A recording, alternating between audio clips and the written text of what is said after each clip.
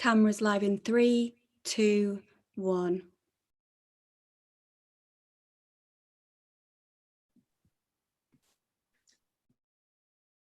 Good evening, everyone. Welcome to this, the last live session of Invisible Dust's forecast. My name is David Malone, and this is How is AI Shaping How We See the Future?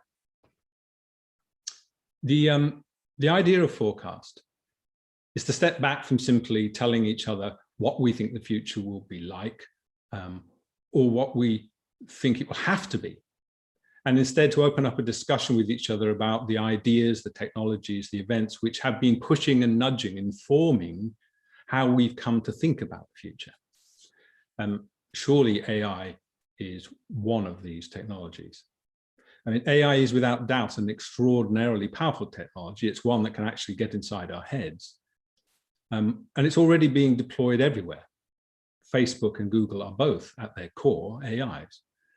AI, we are told by those who currently own the technology. Sorry, is my video not on?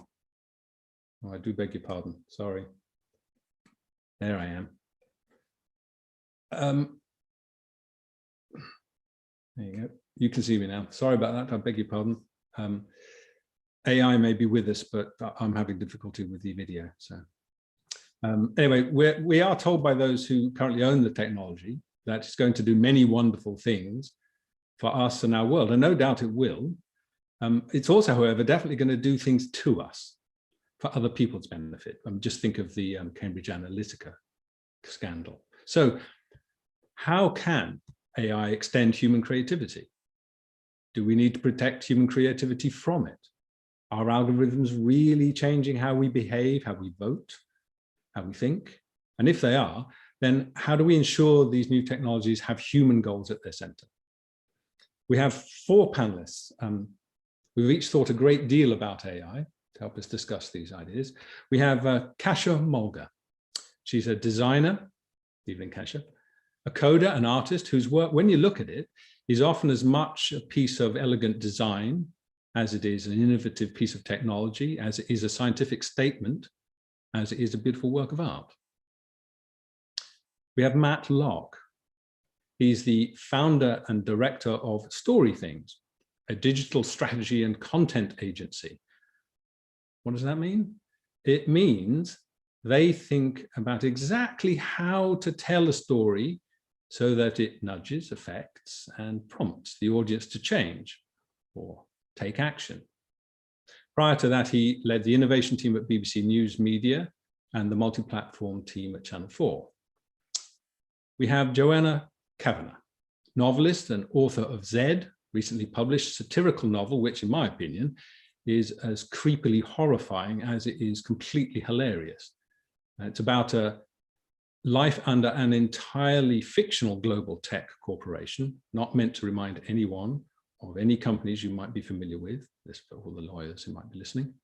A company that knows exactly what we think, what we want, and what it thinks we should do.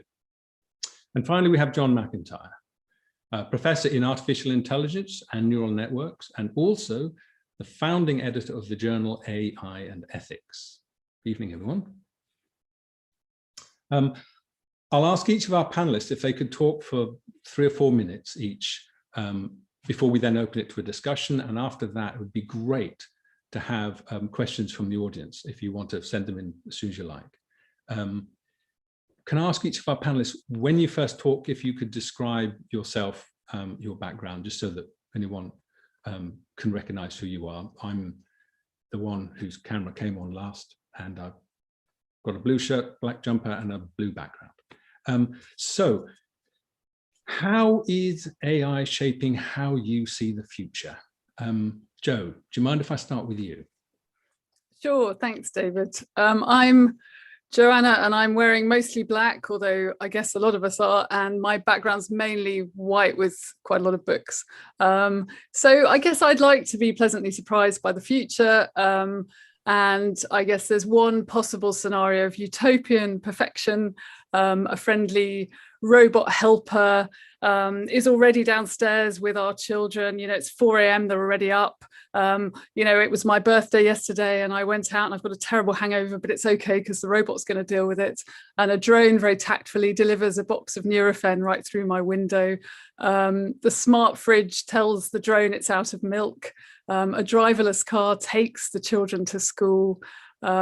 And then I ask my kindly wristband to wake me up just before 9 when I have my first Zoom call, or perhaps I get my fake me to do the call instead. It's actually really great. It's often more real than reality. So the tech kind of in this scenario frees us up to be more creative and happier and spend more time with our kids, except when we're hungover. But even as I advance this scenario, there's these questions that arise. Very expensive to get all this tech. Who gets this easy life? How much data, as David was mentioning, has to be accumulated for the AI to make all these decisions? And who owns the data? Who sells it? To whom? Has the smart fridge noticed that I drank so much and logged this data accordingly and conveyed it helpfully to my health insurer? Do I now get nudged a little bit, urged to perhaps drink a bit less in future for my good and the good of everyone? And who is the government in this scenario? And isn't my happy life now quite dependent on this fact? So I think depending on who's controlling this amazing technology, we can go from utopia to dystopia quite fast. We see an example of this in countries like China. You have the kind of social credit score, a kind of mathematical assessment of citizens based on notions of good or bad behavior, and the parameters of good and bad are defined by the government.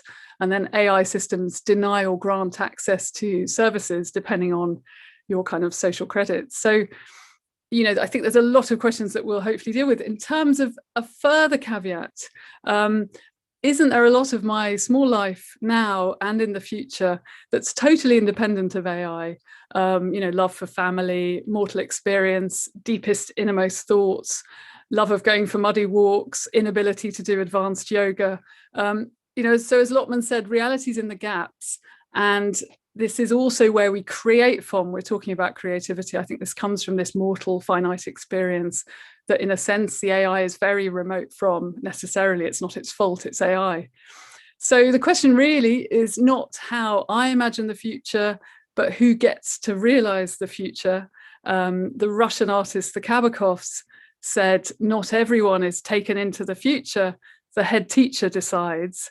So I'd ask, who is the head teacher and how do they see the future? Thanks. Thanks, Jo. Matt, can I come to you next? Yes. What is shaping your vision of how the future might be? Thanks, David. So my name is Matt Locke. I'm wearing a wine-coloured hoodie in my dining room with some pictures on shelves behind me. I think my idea of the future of AI is really influenced at the moment by the past, because one of the things I've been doing for a number of years now is researching the history of how we measured audiences in the 20th century, going back to the very beginning of the radio and broadcast era, where we became ghosts effectively. We kind of disappeared because we went into our homes and started listening to radio, and there was no feedback loop, no data going backwards about how we listened to radio. And Arthur Nielsen and many others had to invent ways of doing that. And that led to pretty much the last 100 years, from the early 20s in the 1920s to now, a growing obsession with capturing data about consumers. Started with Nielsen, with George Gallup and his surveys about what we thought about things. And that amazingly proceeded at a very slow pace for most of the 20th century. I've been looking at data about how companies made decisions based on market research and audience research. And what's amazing now, even really that we've only really been generating digital data en masse for about 15 years or so, is just how little data people made decisions about in the 20th century. And the future we're looking at now is actually a future built not just on the specific algorithmic technologies that drive AI, but actually on a corpus of data that would have been unimaginable even in the early years of the 2000s. It really wasn't until the rise of social media, and then particularly the rise of mobile phones and the cameras and the sensors that were in mobile phones from about 2007 onwards, that we generated this in huge corpus of data, which we're now able to train artificial intelligence on. So for me, the kind of really important thing to recognize around artificial intelligence is it's like soil and green. It's made of people. And the data sets that are easy to capture and the data sets that are available to developers are not necessarily representative of all communities and all lives in the world. So we are at danger of building kind of new empires of artificial intelligence on a relatively thin, even though it's a data set which would have felt unimaginable to anyone working in audience measurement in the 20th century, it's still a remarkably thin layer of data. And I think probably about as thick as we should ever let it get. But for me, artificial intelligence is fundamentally based on the data sets that we can produce to drive it. And that is, at the moment, predominantly about us and about our bodies. Thank you, Matt. Kasia, your relation with AI is probably quite a bit different to the others. Tell us what it is about AI that's shaping your idea of the future. Okay, as everybody else, I need to describe myself first. So I am white female wearing black top with some sort of pattern, and I'm sitting in my quite messy study with a messy desk behind my back. Maybe first, I very quickly give everybody a little bit of the background where I'm coming from. So I call myself design fusionist, which really amounts to master of none and a sort of serial beginner. And I am mentioning it here because I want to stress that although I am not by all means a specialist in AI, by adopting the status of the serial beginner, I gave myself a permission to, in my practice, dive in the fascinating world of various emerging technologies, which after all are reflections of human intelligence. And in my practice, I dive into commonly called creative coding and creative technology to probe aforementioned technologies. And I do it in order to discover whether they can help us to reconnect with the natural environment and what I call non-human makers, that is other form of mostly organic intelligence. And I do so because I strongly believe that one way to come out of this gigantic environmental crisis which we are facing right now is to change the usual exploitative perception of nature as a product to nature as a partner. And I look at technologies because they are a huge part of our lives and they permit all layers of reality and obviously are extremely human-centered. And so I try to human uncenter them to see whether they can help us to achieve this goal of looking at nature as a partner. And so coming to artificial intelligence, obviously I can only talk about it in the context of my practice.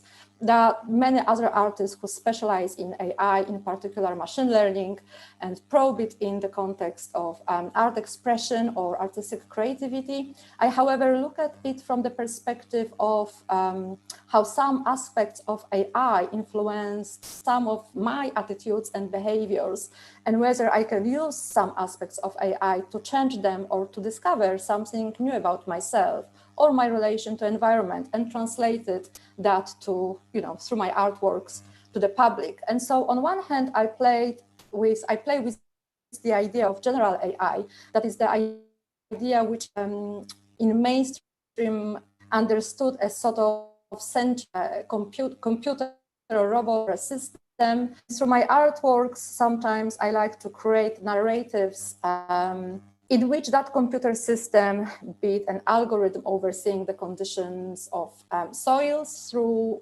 thousands of sensors, suddenly stop serving human interest, but instead put in a forefront well-being of soil, as for example, in my artwork, which is called By the Code of Soil, which was sort of computer virus fed by a real data from European soil moisture sensors. On the other hand, on more practical level, I play with a narrow AI, which is really what AI is right now, as described by Matt, for example, that is kind of mathematical method for prediction or pattern recognition. For example, in my latest work, How to Make an Ocean, there is an AI-trained musical composition based on a sample of music which has a certain emotional impact on me. And I was interested to see whether with the help of AI, I could recognize patterns which are particular to me in its emotional impact. Or another part of this work is training AI to recognize the level of environmental anxiety based on environmental news headlines. And both experiments are sort of inquire into whether it is possible to use AI to recognize human emotions and whether human emotion can be quantified, whether there is a place for empathy in AI systems towards other living entities, and whether it can help us to get out of our own world. The question of data sampling, who is training AI, for whose benefit, how diversified it is, how limited it is, and what all of that means in its application, but also something which is very important, but material aspect of AI, the materiality, physicality of it, and that is a need to train and store data, which is extremely energy consuming and not very environmentally friendly, and something which we already know, but this conversation is very quiet. So to answer the main question of this evening, how is AI shaping how I see the future? AI for me at the moment acts as sort of a mirror where we are at as a humanity, often revealing as it came to light in recent years, our biases or deep-rooted dogmas. And so it kind of forces us to look at ourselves and reassess our way of living, which hopefully can help us to shape the future. But really, instead of answering this question, I would slightly reshuffle this question and instead ask, how can we shape AI to see our, fairer, greener, better, inspiring, beautiful futures for all of us?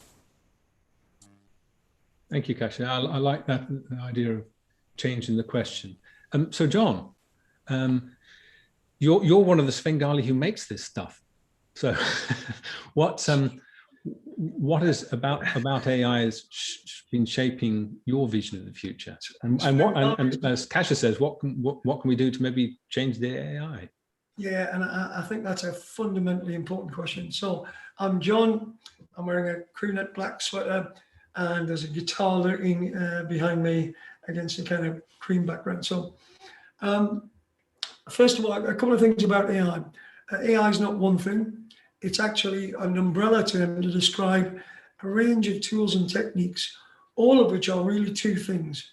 One is they are effectively just statistical and mathematical models, and that means they're not really intelligent. They're simply modeling of some kind, and usually, as we've heard, a critical issue is the data on which they're modeled. And the second is they're mimics. So usually they're mimicking some kind of biological or natural process. We talk about neural networks. They're very, very simplified models of individual brain cells with collections of them. There are genetic algorithms which are mimics of the evolutionary process. And there are a variety of techniques. I edit actually not only the AI and Ethics Journal, but an applied AI journal. I've been working in applied AI for 30 years. And AI is now everywhere. So AI touches your life already, whether you know it or not. Voice recognition, face recognition, AI systems. You probably wouldn't know it, but auto-focusing cameras, the controller in a microwave, the stuff that controls your washing machine, very rudimentary AI. In your laptop, in your smart TV, blah, blah, blah. It's all around you already. And when we think about those technologies, we would broadly, most people see them as positive and assistive things. And that's where AI for a long time has been positioned as broadly assistive technology and decision support. AI is helping to make these decisions, not making them on its own. It's exploring data, it's finding patterns, it's recognizing things, it's making predictions, but there's always humans in the loop, and humans are using that and using the output and using the result of AI, if you want to call it that, hopefully for good reasons. But we've definitely arrived at a point where the power of AI the power of the tools and techniques has become a problem in its own right. Now, I think one of the problems with AI is that everybody looks to the kind of Hollywood version of AI, and we get the Terminator and the Matrix, and the machines are going to take over the world, and it's robots that look like humans. The vast majority of AI is just code. It's embedded somewhere that you never see, and you're probably not even aware it's there. But the AI has become more and more powerful. Partly that's a function of the power of computing. Partly, as Matt mentioned, it's a function of the data available on which you can train and therefore use AI. And partly it's having got better at applying AI and the ubiquity of the applications we can now find.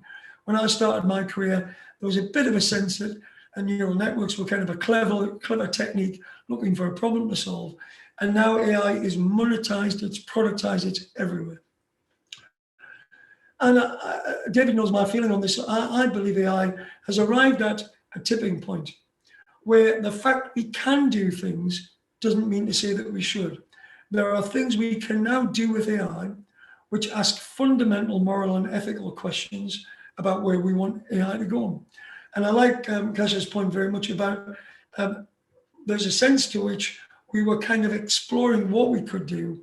And now we've arrived at this point to say, perhaps we need to pause and we have to shape what we want to do with AI.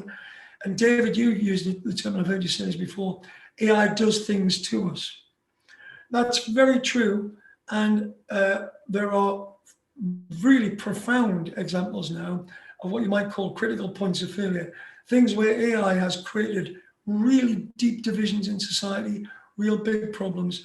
And I think we've all got to work to address those whilst harnessing the positive and creative power of AI for the future. Thank you.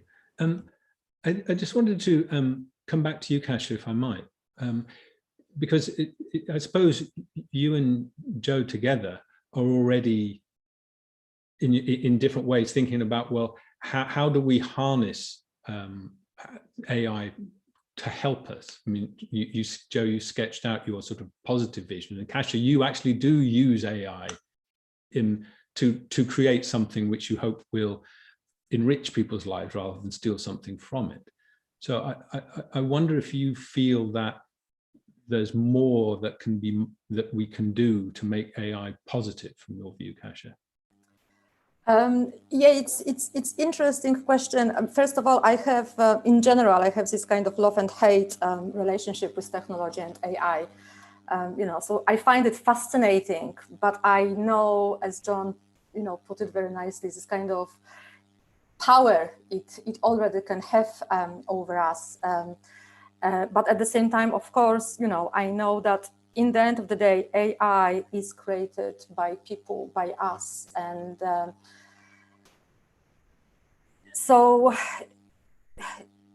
I believe, it can have really amazing and positive impact in our life. But I think it's a huge subject. And, in order to understand it properly, people have to have, I think, quite specialist knowledge. So I think at the moment, what would be very important, in my opinion, is to, use artists and designers and storytellers to make this knowledge, to make that much more accessible, so that everybody understand that AI is in the washing machine or in the facial recognition, and what it can do. What it can do to to our lives, and how can it shape our behavior, and what sort of impact it has. And also, I wonder whether we can all have some sort of tools which can empower us to control it, to, for example, contribute to the data which is used for training. So we have the AI, which is really diverse and can reflect all levels, layers, aspect of society, or all the individual problems or point of views. Yeah. Thank you. I mean, Matt, you're sort of in the middle. You're in the work in the media, which is in some ways the place where AI is already having its largest effect. Some of it good, some of it not so good. What's your feeling about how can we get control over it? The people who are from whom the data is mined, or is it always going to be something that's used by others on us? It's very difficult, as John said, it's very difficult to kind of talk about it as a thing. It's already embedded in so many different systems, and it just raises that permanent question we have when new technologies come along about how do we regulate them in the public sphere. And we're currently facing that question around a whole load of technologies, not just AI, that have fundamentally shaped the public sphere and the way in which we live our lives. And some of those are really good. I mean, one of the questions that's come up is about healthcare, and there are areas in which, you know, the kind of neural networks that John's describing can just power through analysis of data sets way quicker than we could as humans. And that's undoubtedly an incredibly positive thing, as long as we understand the boundaries of those data sets and the examples they're getting, then actually the advances in areas like healthcare are huge, and we should definitely be continuing to research in that. But we should be doing that within a moral and ethical framework. And that's, for me, the kind of broader question around not just AI, but how we regulate all technologies, which is there's an extractive and an additive ethical and moral framework we need to think about. The extractive one is these technologies work because they extract, amplify, mirror, and analyze data around the world around us. And like all extractive technologies, there is a price and a cost. And we have to understand that, you know, where is this data being extracted from? Who has agency in deciding how that's extracted? You know, there are cases where, because data is available, people decide to use it, where people give permission, and then actually that permission is kind of reneged later on. There was a bit of a controversy, I think last year or the year before, about a huge data training set of human faces that was actually revealed later on to have been taken from Flickr, from people who had licensed photographs under Creative Commons many years ago, as I did when I started using Flickr. And somebody had just hoovered them all up because they had relatively public licenses and were selling them as a data training set. Now, that's an extractive ethical line that's been crossed there. So we need to start developing models for those kind of extractive ethics.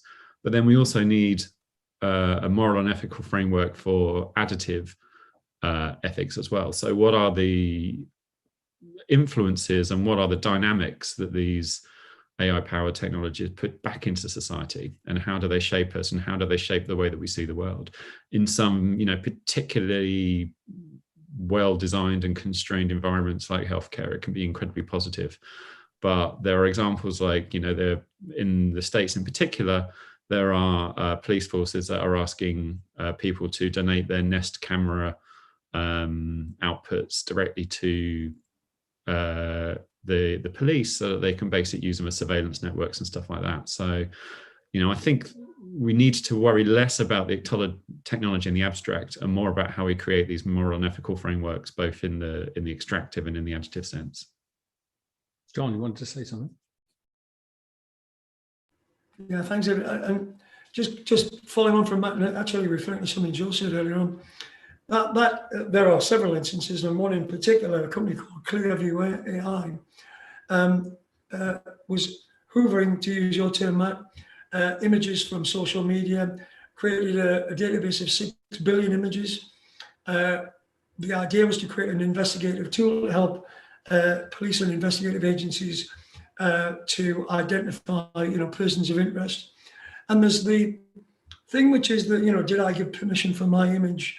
You know, I'm in the pub with my mates and I see it on Facebook, and the next thing it's included in this training database. But more fundamental is, having created this very large corpus of data, how well curated and labeled it is in order to train an AI.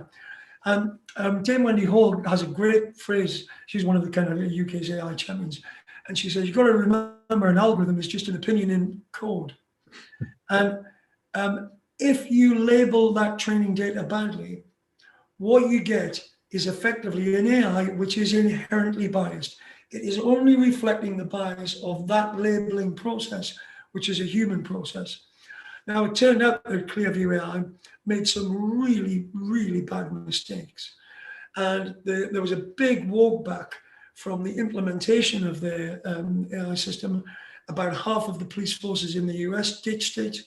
It in turn led to a much bigger, wider kind of a canvas of conversations about the use of facial recognition systems, which included Google kind of walking back. And by the way, Google's most recently not exactly covered itself in glory in terms of how it's behaving with AI. And don't get me started on Facebook. So the issue of the technology is kind of, it's part of the problem, but it's only a part of the problem. And the idea of what I believe was inadvertently unethical development and application of AI with that company Clearview AI and what they're doing, they thought they were doing something good, help the cops catch bad guys. But the fact that, for example, if you're a person of color, you are much more likely to be a person of interest because the training database had unfortunately been labeled in particular ways. That's really bad news. And I think we've got to, that's the kind of area in which I think the development of trust in AI and trustworthy AI and the mechanisms by which all of us can trust the way AI is being developed and used probably does require regulation in the way that other fields in the past have required regulation. And I make reference here to where genetic science was 25 years ago. I think there's a strong analogy that then the science of genetics arrived at a point where you could do things. But the scientists had to step back and say, hang on, are we really comfortable doing what we know we now can do, whether it's gene editing, human embryology, other kind of profound things. And I think that's where AI is now. The power of the technology has got so great that we really are now able to do things which ask big questions. And I think those big questions probably do require some self-regulation and some formal regulation, governance, and probably laws. Thanks, John. Joe, can I come to you? You sketch out a sort of a dystopian vision of a grand company deciding that it's going to nudge people in certain directions. And when I was reading it, it's easy to sort of be horrified by that when you imagine that the company or the person doing the nudging is doing it for bad reasons, like they're trying to get everyone to smoke more. But the same technology could be used by, let's say, environmentalists saying, look, there's an environmental crisis, we need to nudge people's opinion. Is there not a danger that those who think that they know what's best for us, and when it seems clear to them there's a crisis and this is going to help us solve it, that there's going to be a temptation to use that technology for what would seem to be a good thing, but it still undermines democracy, doesn't it? Yeah, it's such an interesting ethical question. We've heard about ethics. Exactly. So there's this whole kind of universe, as we've just been hearing, of, you gather the data and then you create predictive algorithms and you establish possible courses. It's a bit like, always reminds me of Borges, his story, The Garden of Forking Paths, where, you can take all these kind of different forks in the path. And if you're truly free, then you'd kind of always have all the information or all the possible information at each, moment that the path forks. You'd be able to kind of see the landscape around you clearly, and you'd be able to exercise, a certain amount of free will. And this is really an ancient philosophical question about free will and determinism, and, as you say, democracy. And obviously on this kind of, in this, the sort of nudging world that now operates, it's a bit like being in a garden where the path forks and you're being sort of urged down a path without entirely knowing what the game is, what the garden is. Often a lot of the paths end up at kind of major corporations. Your question about a kind of moment where it'd be ethically advisable, well, I think transparency becomes absolutely vital here. If you're at the point at which you're urging, nudging anyone. There's a kind of paternalistic aspect to it. You're making the decision for them. And we get back to Orwell. You may have incredibly worthy ends, incredibly important, absolutely social, socially vital attempts to stave off catastrophes. But, do the ends justify the means? Because once you get into means that, are very similar to the means of, as you say, people, doing things that are extremely nefarious, then you've already kind of entered into a completely different moral universe. So I would argue that transparency, democracy is absolutely vital. And we've had, enormous amounts of that removed from so many incredibly important situations recently in terms of voting, in terms of our own kind of knowledge of what's actually happening. So I would argue definitely to try and always retain that in the process, however good the cause. Yeah, I talked to Michael Kaczynski, and he's the man whose data underpinned a lot of the Cambridge Analytica scandal. It was his work, and I said to him, well, surely it should be, that was a terrible thing to try and have to nudge people to get inside their heads and use that data to push people. And his answer really surprised me. I mean, I like the man, he was a very interesting man, but he said, look, people are really bad at making awful decisions. You only have to look at governments around the world. And much better if the AI just sort of nudges people without them realizing. And I said, well, wouldn't that make us like animals in a well-fed zoo? Well, so what he said, what's wrong with that? Right. Yeah. I mean, so, as Chris Wiley said, in his, when he was obviously talking about the Cambridge Analytica business, and he said, that they were generating psychological profiles of hundreds of millions of Americans without their knowledge.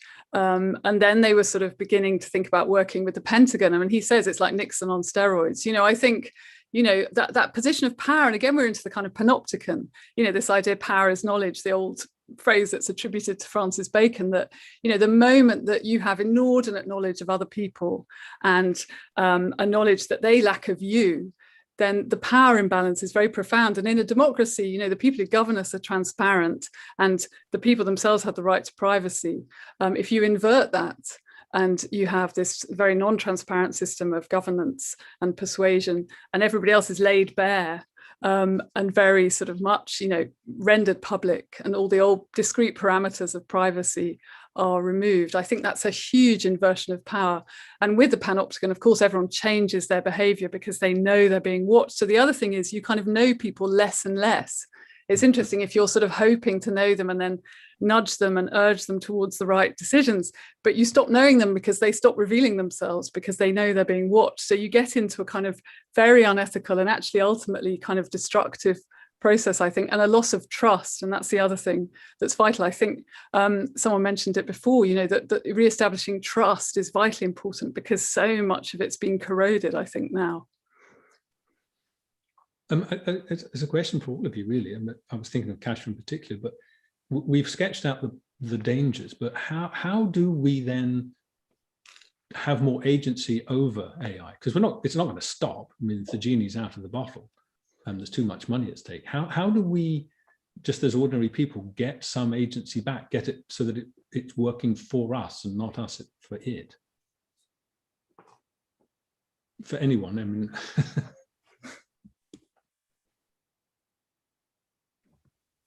Well, I'll maybe just say a couple of words here. That question of trust is profound, in my view.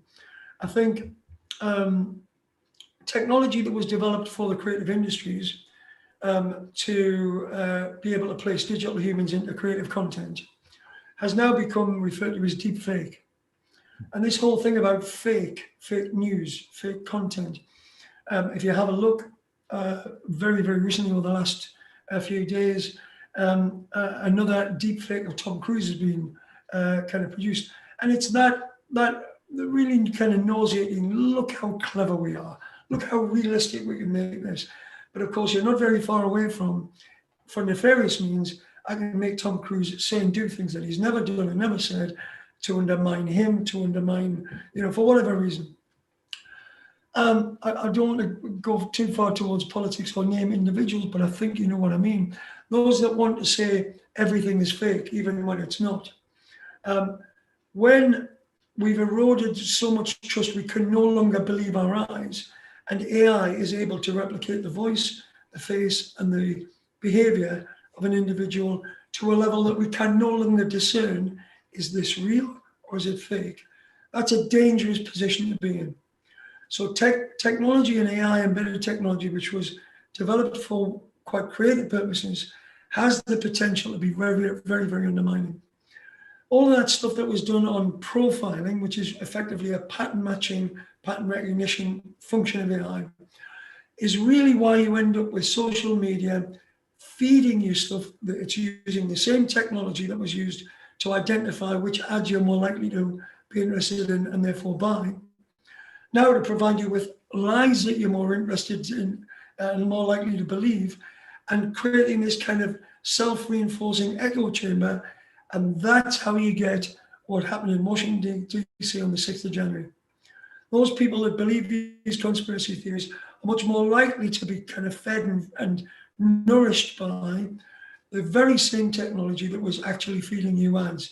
So the Cambridge Analytica and many others, it's been usurped and bastardized for another purpose, and that's bad news. And both of those things, I think, really resolve back to the issue of trust. And so I think there's a big responsibility now on those who are developing AI and using AI, applying AI, and indeed on those who are looking at how to regulate AI to try and identify, to prevent AI from further eroding trust. And here, I mean trust in society in general. I'd like to dig into that question of trust, because one of the things that, you know, we talk about things like what happened at the Capitol on the 6th of January, and that was the process of a kind of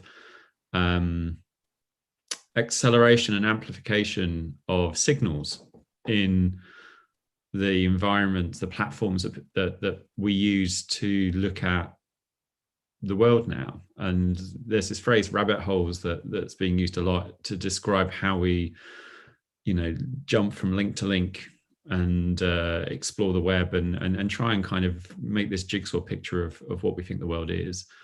And our idea of trust is kind of pieced together in a similar jigsaw way.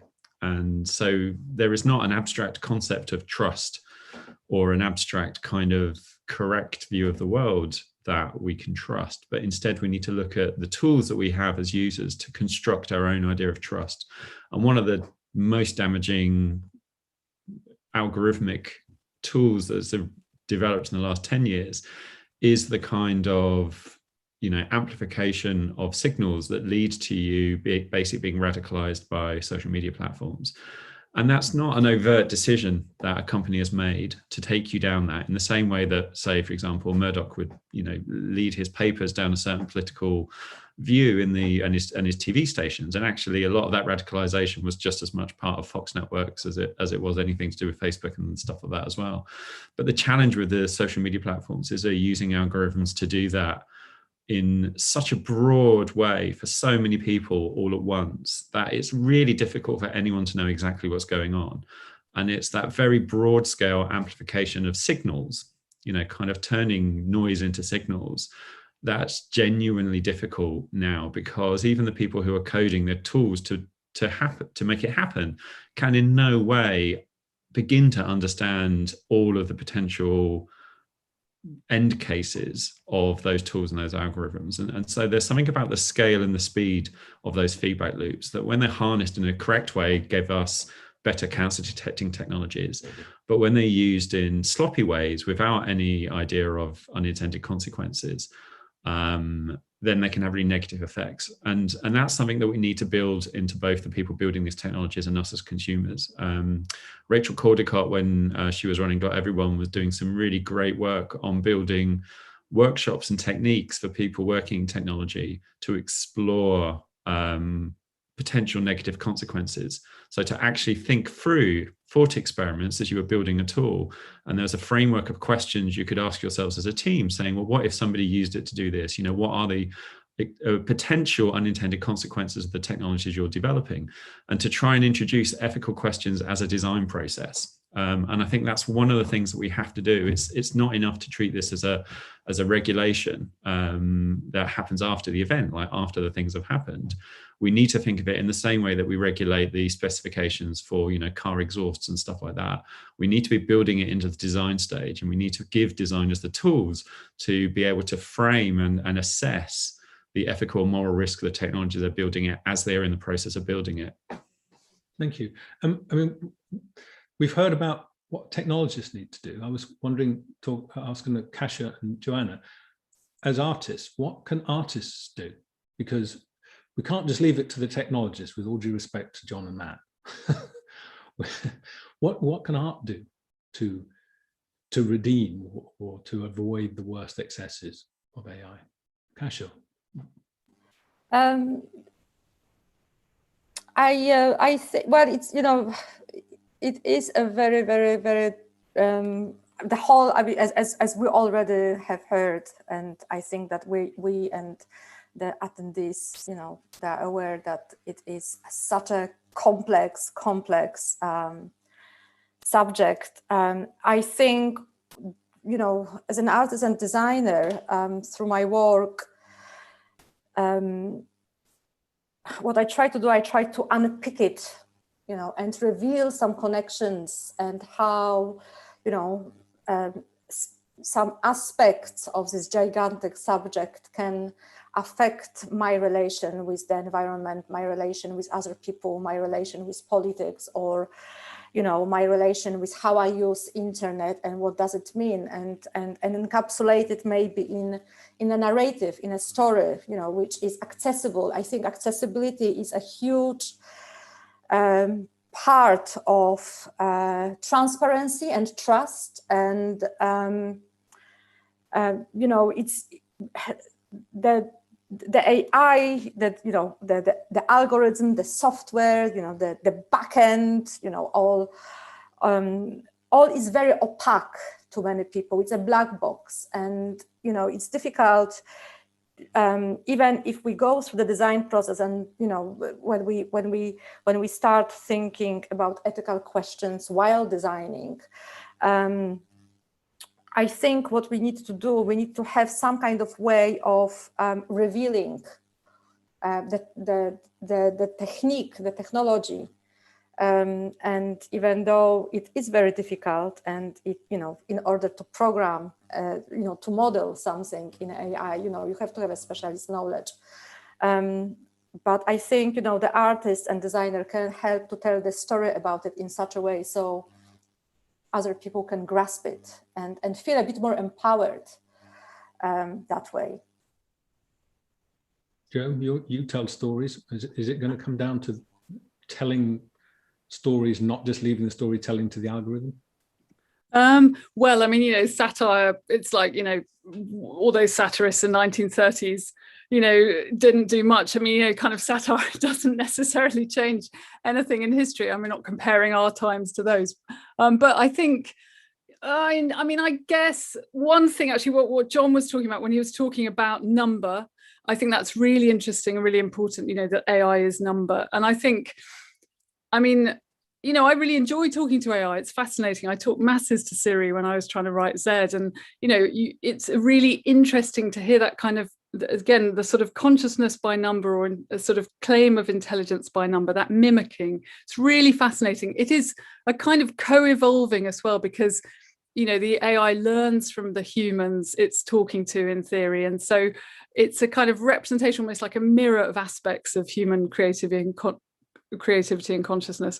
But in terms of number, I think that the thing you get into potentially is a kind of digital sort of Pythagoreanism, where in order for the predictive algorithms, the kind of massive kind of data mash to better understand, better sort of move us around, again with this kind of nudging idea, you reduce very complex experience to number.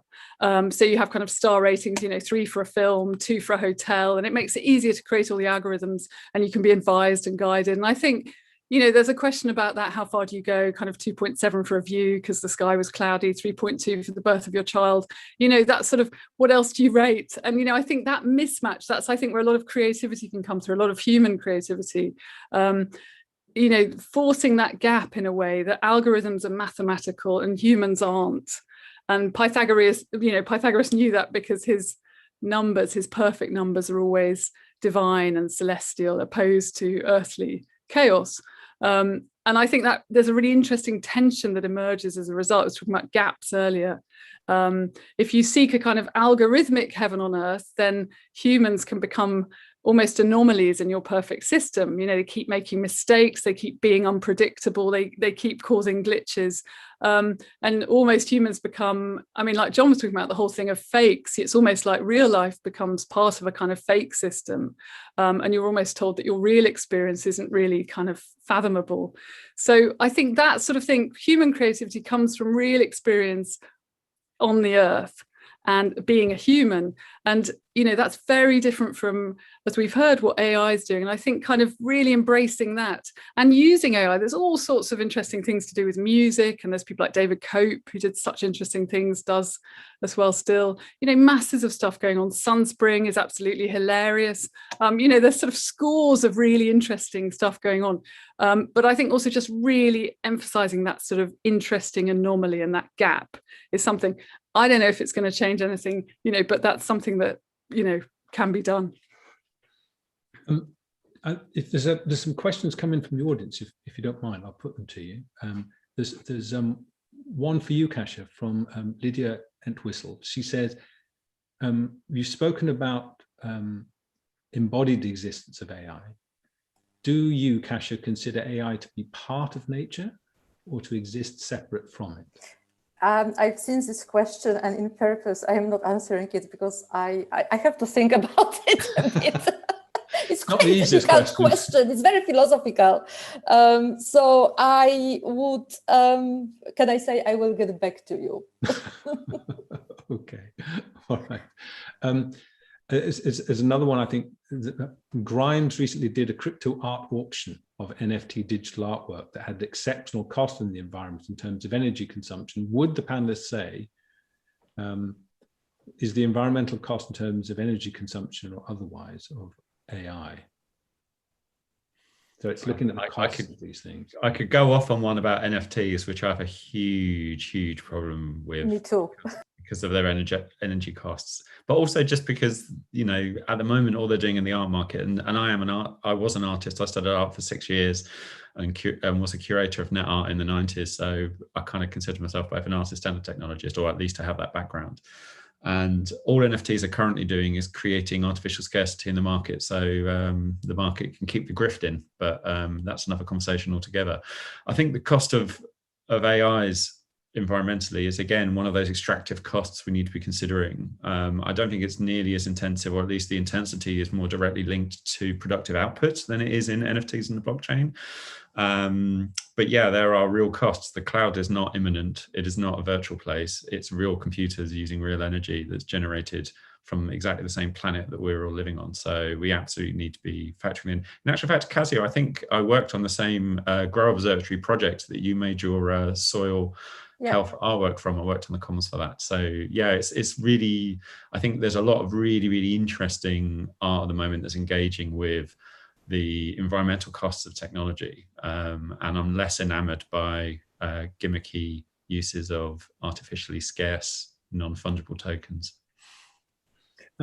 This one from an anonymous person. Do you think that AI should be regulated when it comes to elections and voting? That's a can of worms. Who wants to tackle that one?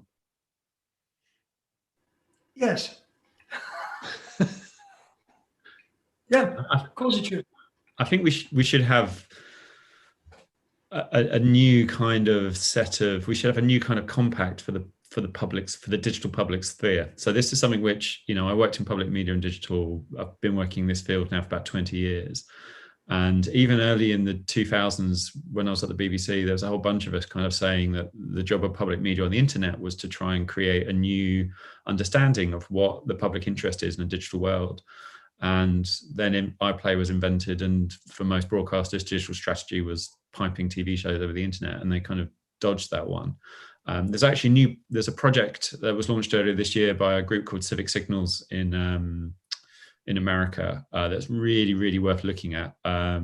If you Google the New Public and Civic Signals, you'll find it. And they did this huge piece of research looking at how we have fought for and created public spaces in the real world, from public parks through to kind of broadcast networks and things like that. And they've looked at the kind of conditions, and they've come up with this list of 14 things that we need to create healthy public spaces. And now they're saying, how can we create that in a digital world? How do we take this learning we've had from creating digital public spaces in our cities and our towns and our villages, and how do we apply that to the way we create public space on the internet? Because it's clear we got it wrong. I actually just written an article which I think is going to be published in the next month or so about a guy called Newton Minow, who was almost exactly 60 years ago, in May 1961, was appointed as the new head of the FCC, the Federal Communications Division in the States, by a new Democratic president, JFK, at the time.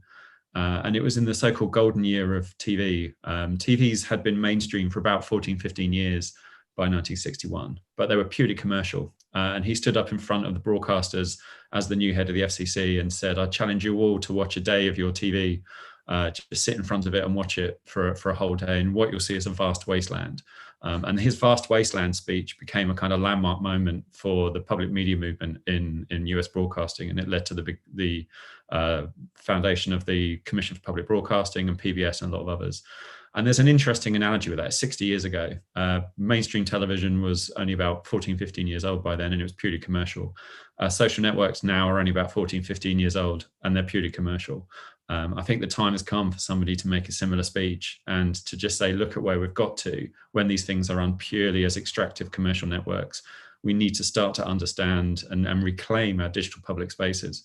And I think the Civic Signal report sets out a really good framework for how we can do that. John, sorry, Matt, do you mean by that a sort of a public broadcaster version of Facebook? Is that God, no. For Christ's sakes, no. The institutions we created in the 20th century to set up the institutions we created for a broadcast era are not the ones we need. So the idea, I think Corbyn floated a few years ago, the idea of a digital BBC. Governments can't pull the same levers that they did to create a new public space. In the 20th century, spectrum was regulated. If you needed to create attention, I genuinely think the last really significant government intervention in the public space was probably the creation of Channel 4 in 1982. A deliberately geared attempt to create diversity in the public media space that worked phenomenally well. But the government had the power then. It decided who had a broadcast license, and whoever had a broadcast license had the opportunity to reach millions of people just through the dint of being the fourth button on a television. There is nothing that governments can do now to mandate attention. Governments have the power to kind of create new organizations in the public sphere who had attention as a gift. That just doesn't happen anymore. You can't create a digital public, BBC and demand that everyone kind of follows them on Twitter and adds them on Facebook. It just doesn't work in the same way. So completely new kinds of public institutions need to be created to create public media. And I think the Civic Signals work is a really good start to how we can actually do that. John, did you want to say something? Yeah, thanks. I think that's a very interesting thing around I think what I would draw out is what happened when broadcasting was deregulated, and particularly in the States. And Matt, you mentioned Fox and their kind of part in this whole, and I was probably point equally to CNN, this kind of polarization, because deregulation removed the need for balance. And what's actually happened through the social media platforms is AI is reinforcing this singular, will profile you and forget balance. And I almost argue that it abrogates personal responsibility for attempting to find balance in counterfactual evidence, and simply reinforces the same message again and again. And this amplification of the signal, as you said, which I think is a great way of putting it, is very, very toxic. And we're seeing that in so many ways. It's absolutely what Cambridge Analytica did. It's what Facebook have been very guilty of in other regards. Now we're seeing even worse examples of Parler and so forth. So I think we've seen where regulation could work, and then where deregulation caused problems in kind of a broadcast sense. And we haven't arrived at that point. Well, we've arrived at the need, but we haven't got the regulatory frameworks for where AI is playing a negative part around all of this kind of what is effectively broadcast technology.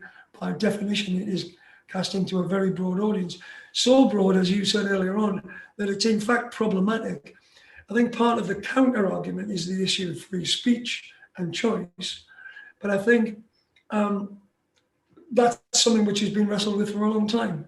AI has definitely become a potentially toxic technology in that space and needs to be regulated as a result. I wish we could carry on, because I'm painfully aware we've hardly even scratched the surface.